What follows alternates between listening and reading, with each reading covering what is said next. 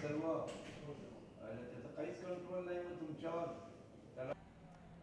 मागण्या तशा आमच्या सिक्युरिटी संबंधात होत्या, तर सरांनी माननीय मंत्री महोदयाशी चर्चा करून आमच्या सिक्युरिटी जेवढ्या जास्तीत जास्त स्ट्रेंथन करता येतील याच्याबद्दल आम्हाला अश्युरन्स दिलं आहे, दॅट टू रिटर्न अश्युरन्स दिलं आहे. ह्या महिन्याभरात आमचे जे सिक्युरिटी स्ट्रेंथनिंगच्या गोष्टी त्या पार पडून आम्हाला लवकरात लवकर तेवढी सेफ्टी मिळेल याचा अश्युरन्स आम्हाला मिळाले.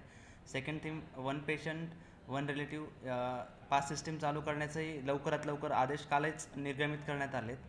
So we are happy with the decision of the sir, and we are continue our protest by wearing the black ribbons. कारण की आमचा कलिग जो आहे त्याला बरीच जबर मारहाण झाली आहे, त्याच्या निषेधार्थ आम्ही काम चालू करतो पण काळ्या फिती बांधून.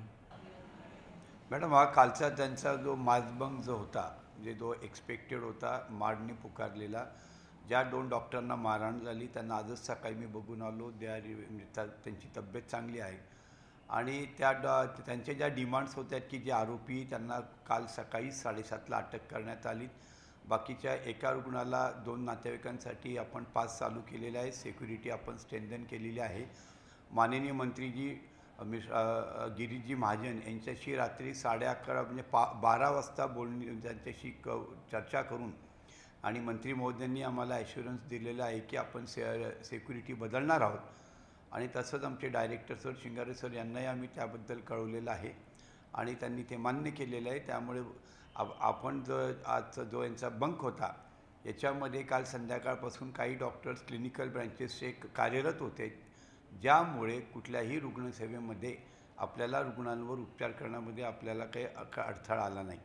पण त्याचबरोबर जो काय त्यांना मारहाण झाली याच्यामध्ये ही खरोखर ती दुर्दैवी घटना आहे आणि असं यापुढे होणार नाही याची प्रशासनातर्फे निश्चितच काळजी घेतल्या जाईल.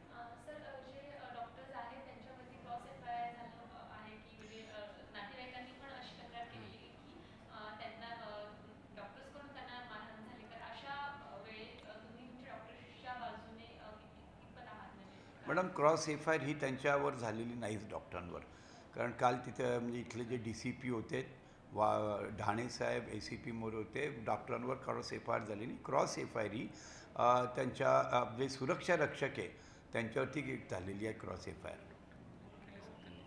नाही तसं नाही तिची म्हणजे पुण्याच्या BJ माळने जे सौजन्य दाखवलं की वेळीच बाबा प्रशासनाला वेठीस न धरता त्यांनी जे रुग्ण इथेमध्ये कुठलीही बाधा न आलू दिल्याबद्दल मी त्यांचा आभारी आहे आणि त्यांनी हा जो बंग मागे घेतला आहे त्याबद्दल मी त्यांचं अभिनंदन करतो.